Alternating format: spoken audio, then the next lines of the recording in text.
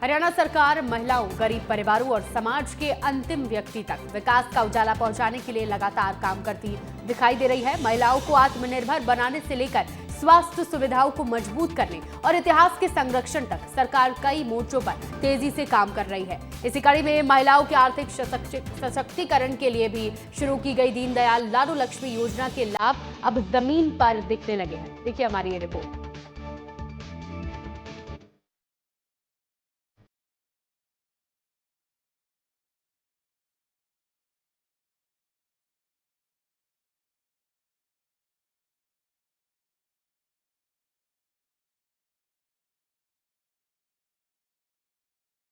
हरियाणा सरकार महिलाओं के उत्थान के लिए प्रतिबद्ध नजर आ रही है।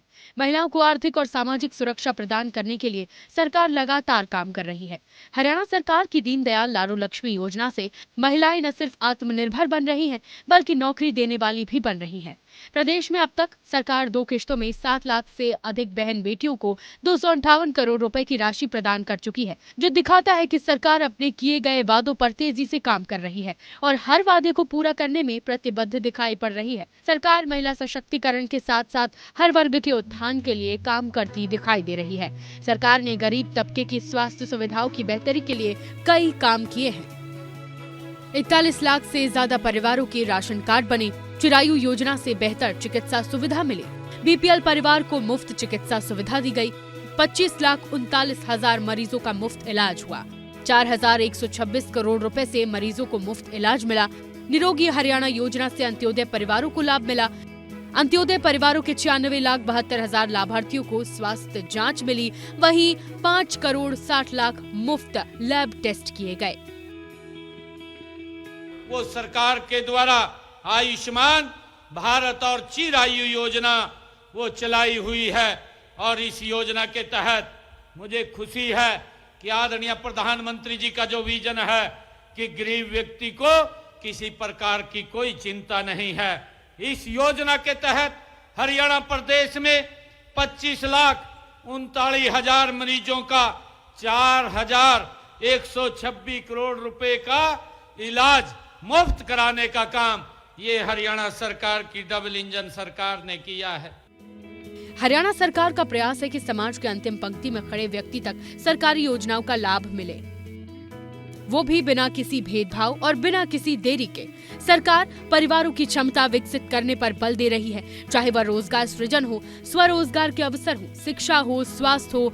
सरकार गरीब परिवारों के उत्थान के लिए तेज गति से प्रयास करती दिखाई पड़ रही है। सरकार ने कई ऐसे काम किए हैं जिससे ये साफ स्पष्ट होता है कि सरकार गरीब परिवारों को एक नई दिशा देने में जुटी है। दयालु योजना के तहत परिवारों को आर्थिक सहायता दी गई। 38,671 परिवारों को 1,456 करोड़ रुपए की सहायता मिली। महिलाओं को 500 रुपए में गैस सिलेंडर मिल रहा है। वहीं 14,70,000 परिवारों को गैस सिलेंडर मिला। अंत्योदय परिवार परिवहन योजना से मुफ्त सफर, वहीं 509 EWS लाभार्थियों को फ्लैट का आवंटन भी हुआ। साथियों, मुझे खुशी है कि ये सरकार निरंतर गरीब के सशक्त और मजबूती के लिए काम कर रही है। मैं आप सबको आज इस अंत्योदय परिवार उत्थान मेले में आप सब लोग लाभ उठाएंगे। इन योजनाओं का जो हरियाणा सरकार और आदरणीय नरेंद्र मोदी जी दिल्ली से भेज रहे हैं, वो योजनाएं आप तक पहुंचेंगी। हरियाणा सरकार गरीब तबके के उत्थान के साथ साथ इतिहास के संरक्षण में भी तेजी से काम कर रही है। सरकार का उद्देश्य है कि गुरुओं का इतिहास आने वाली पीढ़ी तक पहुंचे, जिससे कि गुरुओं के त्याग और ज्ञान की रोशनी आने वाली पीढ़ी के भविष्य को एक बेहतर दिशा दे सके। इसी के चलते गुरुग्राम के अपैरल हाउस में तप से त्याग तक संगीतमय नाटक मंचन कार्यक्रम का आगाज हुआ, जिसमें प्रदेश के मुखिया नायब सिंह सैनी शामिल हुए।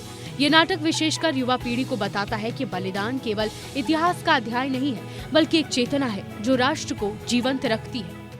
कि गुरु तेग बहादुर जी का जीवन हमें सिखाता है कि अत्याचार चाहे कितना बड़ा क्यों न हो, सत्य की शक्ति उससे कहीं अधिक होती है। बलिदान मानवता का दिव्य पर्व है साथियों, और भारत इस पर्व का आध्यात्मिक केंद्र है। आइए हम सब मिलकर के इस विरासत को हम मिलकर के आगे बढ़ाएं। हरियाणा सरकार के प्रयास बता रहे हैं कि सरकार हर वर्ग के उत्थान को प्राथमिकता दे रही है, फिर चाहे महिलाओं के सशक्तिकरण के लिए दीनदयाल लाडो लक्ष्मी योजना हो, या फिर गरीब तबके के लिए स्वास्थ्य सुविधाएं मुहैया कराना हो, या फिर इतिहास का संरक्षण हो। हरियाणा सरकार चहुमुखी विकास को बढ़ावा दे रही है और प्रदेश के अंतिम छोर पर बैठे व्यक्ति तक विकास का सवेरा पहुँचाने के लिए हर मुमकिन प्रयास कर रही है।